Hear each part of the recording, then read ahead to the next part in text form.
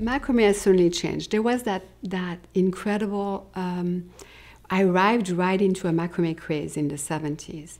But the macrame craze at the time was really about kind of large, coarse pieces.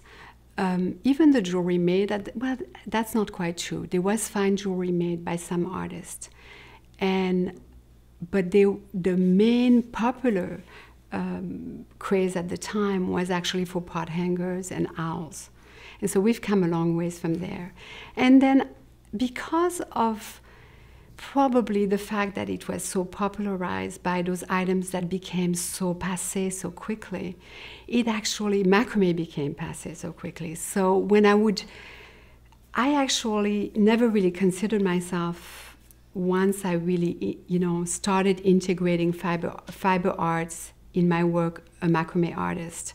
And partially was, one of the reasons is I would just say macrame and people's eyes would glaze over. And the reason why it was passé. And what I was doing was very different from what people thought macrame was. And it actually was not really macrame. What I was doing was Cavandoli. And Cavandoli is essentially a specialty within macrame, where you use only double half-hitch and you don't leave any space between the knots. So you create a solidly woven, like a piece of textile. This piece right here is a piece of Cavandoli Knotting, but taken kind of to the next step. Cavandoli was essentially named after a teacher, an Italian teacher named Valentina Cavandoli, who essentially had a school from 1912 probably to 1939 in Torino. And the school was for children who were left in need of care and had been exposed to tuberculosis. And essentially, one of the activity, and she was one of the activity that she was teaching the children was essentially macrame, and she was teaching them how to do solidly knotted pieces and bookmarks and little pieces that could be sold at a fair, and that would help raise money. And then the money actually was put into accounts for each of the children. And so when they left the school, they would have a stipend. And it's actually a very touching story. I was told in 1978 that what I was doing was Cavandoli, but I had no idea where the name came from. And it bothered me. And it's not until recently that I actually found this history, thanks to a book written by an Italian author.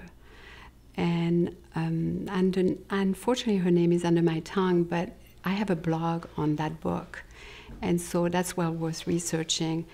So essentially, Cavandoli is all this knotting with double half-hitch, where you actually have one color working with two colors. So one color is actually used, and when you do a vertical double half-hitch versus a horizontal, you bring that color up. And so I essentially, when I came to San Francisco, I had been really influenced and really inspired by the work of an artist named Diane Etter. And these two pieces, these two pieces right here are actually homages to her work. And so anyways, about Cavandoli, there's one more piece I want to show you. This piece here also kind of integrates, this is actually more of my work, and this is an homage to the artist Albers, and essentially fields of color.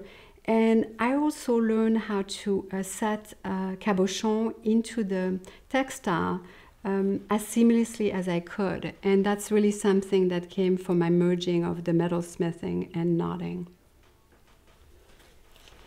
And as far as Cavandoli, I want to continue a little bit because I'm actually here being interviewed because of Cavandoli, because I came to teach a workshop in Minnesota through the Macrame Collective website. And In these particular pieces, this is actually pieces that I've been just making now, specifically for this workshop, where I'm actually integrating glass beads right within the knotting and then around the knotting as well. And this piece is actually very much of the colors that are here, the colors of the woods and maybe the water, and at least of maybe fall in Minnesota.